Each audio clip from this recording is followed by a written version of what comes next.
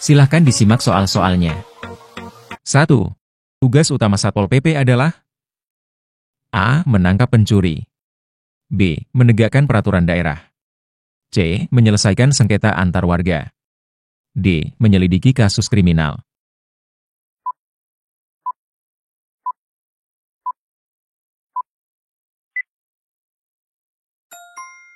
Jawaban B. Jadi, tugas utama Satpol PP adalah menegakkan peraturan daerah. 2. Apa yang dimaksud dengan tindakan justisi yang dilakukan oleh Satpol PP? A. Pemberian teguran lisan. B. Penindakan hukum terhadap pelanggaran perda. C. Penyuluhan kepada masyarakat. D. Koordinasi dengan kepolisian.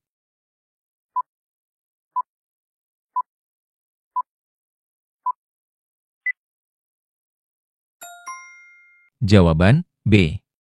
Jadi, tindakan justisi Satpol PP adalah penindakan hukum terhadap pelanggaran perda. 3. Manakah dari berikut ini yang bukan merupakan kewenangan Satpol PP? A. Melakukan patroli rutin. B. Menangkap pelaku tindak pidana berat. C. Menyelenggarakan pelatihan linmas. D. Melakukan penertiban pedagang kaki lima.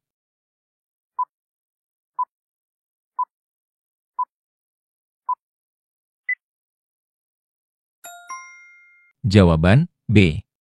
Menangkap pelaku tindak pidana berat merupakan tugas kepolisian dan lembaga penegak hukum lainnya. 4. Apa yang dimaksud dengan linmas? A. Lembaga swadaya masyarakat yang bergerak di bidang keamanan. B. Perangkat desa yang bertugas menjaga keamanan.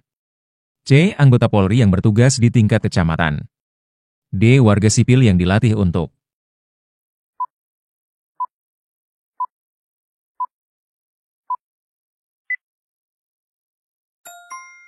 Jawaban D. Linmas adalah warga sipil yang dilatih untuk membantu tugas kepolisian. 5. Salah satu tujuan dari penertiban yang dilakukan Satpol PP adalah A. Meningkatkan pendapatan daerah. B. Menciptakan ketertiban dan kenyamanan masyarakat. C. Mengurangi jumlah penduduk.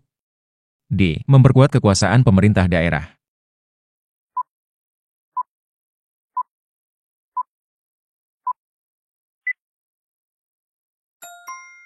Jawaban B.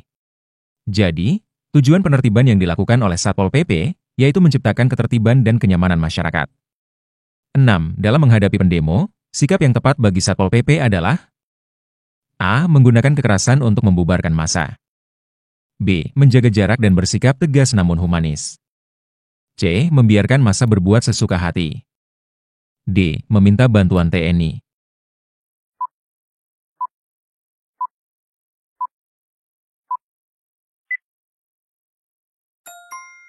Jawaban B. Menghadapi pendemo, seorang Satpol PP wajib menjaga jarak dan bersikap tegas namun humanis. 7. Apa yang dilakukan Satpol PP jika menemukan adanya pelanggaran perda? A. Langsung menangkap pelakunya. B. Melakukan mediasi antara pelanggar dan korban. C. Memberikan teguran lisan terlebih dahulu. D. Segera melaporkan kepada pimpinan.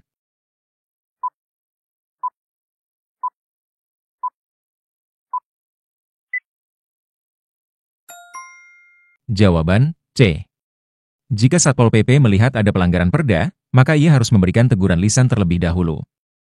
8. Salah satu hal yang harus dimiliki oleh seorang Satpol PP adalah A. Kemampuan bela diri yang tinggi. B. Pengetahuan hukum yang mendalam. C. Keterampilan berbicara yang baik. D. Fisik yang kuat.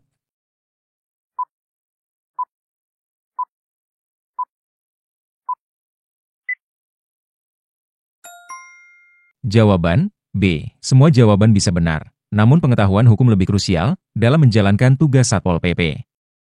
9. Apa yang dimaksud dengan deteksi dini dalam konteks tugas Satpol PP?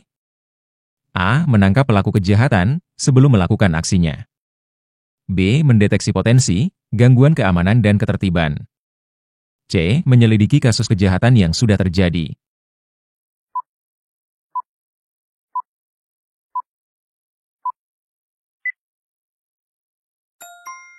D. Melakukan patroli di malam hari. Jawaban B. Mendeteksi potensi gangguan keamanan dan ketertiban. 10. Nilai-nilai yang harus dijunjung tinggi oleh seorang Satpol PP adalah A. Disiplin, integritas, dan loyalitas. B. Kekuasaan, kekayaan, dan kehormatan. C. Ketakutan, kecurigaan, dan kekerasan. D. Kebencian, dendam, dan permusuh.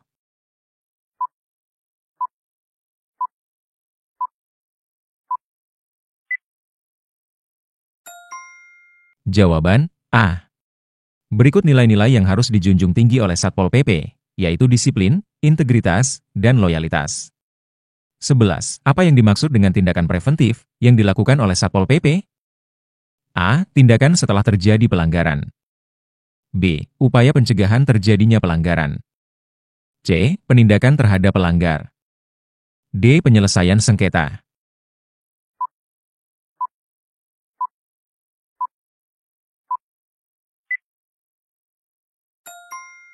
Jawaban B.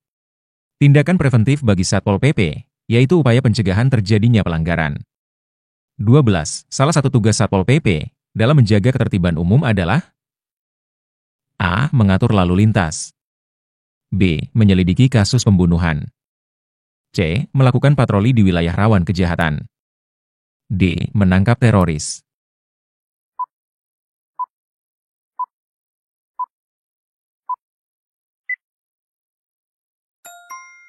Jawaban C. Dalam melakukan ketertiban umum, Satpol PP melakukan patroli di wilayah rawan kejahatan. 13. Apa yang harus dilakukan Satpol PP jika menemukan adanya kerumunan massa yang berpotensi menimbulkan gangguan ketertiban? A. Membubarkan paksa kerumunan tersebut. B. Meminta bantuan TNI untuk mengatasi situasi. C. Melakukan pendekatan dan komunikasi dengan massa. D. Membiarkan massa berkumpul.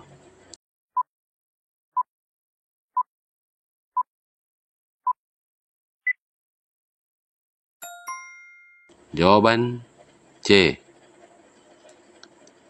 Melakukan pendekatan dan komunikasi dengan massa. 14. Salah satu tujuan dari pelatihan yang diberikan kepada anggota Satpol PP adalah A. Meningkatkan kemampuan fisik dan mental. B. Mempersiapkan diri untuk menjadi pemimpin. C. Meningkatkan gaji dan tunjangan. D. Memperoleh pangkat yang lebih tinggi.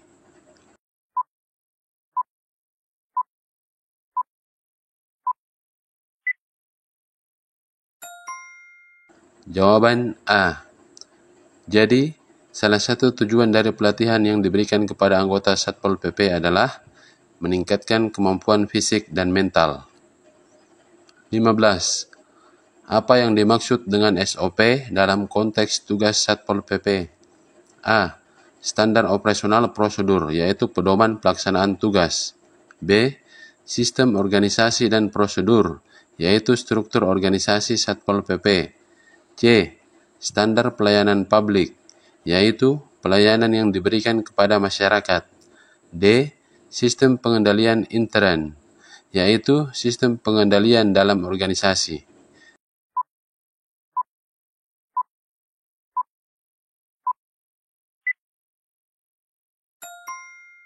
Jawaban A. Standar operasional prosedur, yaitu pedoman pelaksanaan tugas. 16. Dalam menghadapi bencana alam, peran Satpol PP adalah A. Mencari dan menyelamatkan korban. B. Memberikan bantuan medis. C. Mengatur lalu lintas. D. Semua jawaban benar.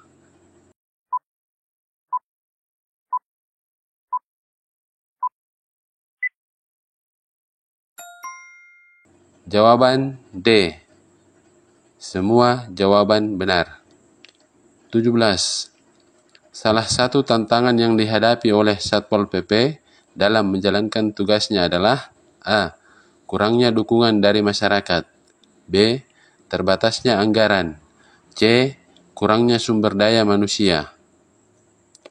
D. Semua jawaban benar.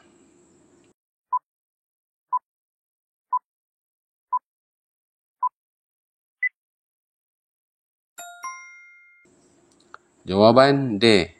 Semua jawaban benar. Jadi, tantangan yang dihadapi oleh Satpol PP dalam menjalankan tugasnya adalah kurangnya dukungan dari masyarakat, terbatasnya anggaran, dan kurangnya sumber daya manusia. 18. Apa yang dimaksud dengan penegakan peraturan daerah? A. Membuat peraturan daerah yang baru. B. Mengubah peraturan daerah yang sudah ada. C. Menerapkan dan menindak pelanggaran peraturan daerah. D. Melakukan sosialisasi peraturan daerah.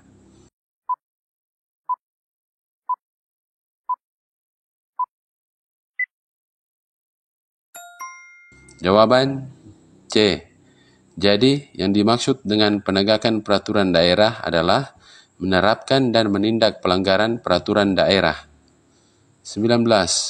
Salah satu bentuk kerjasama yang dapat dilakukan oleh Satpol PP dengan instansi lain adalah A. Kepolisian, B. TNI, C. Pemerintah desa, D. Semua jawaban benar.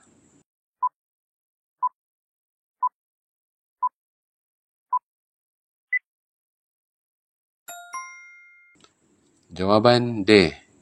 Jadi, salah satu bentuk kerjasama yang dapat dilakukan oleh Satpol PP bisa bekerja sama dengan instansi lain seperti kepolisian, TNI, dan pemerintah desa. 20. Nilai integritas sangat penting bagi seorang Satpol PP karena A. Dapat meningkatkan kepercayaan masyarakat. B. Dapat menghindari terjadinya korupsi. C. Dapat menjaga nama baik institusi. D. Semua jawaban benar.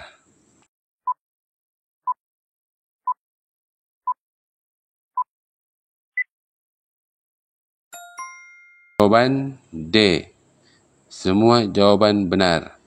Jadi integritas sangat penting bagi seorang petugas Satpol PP dalam penegakan hukum karena dapat meningkatkan kepercayaan masyarakat, dapat menghindari terjadinya korupsi, dan dapat menjaga nama baik institusi.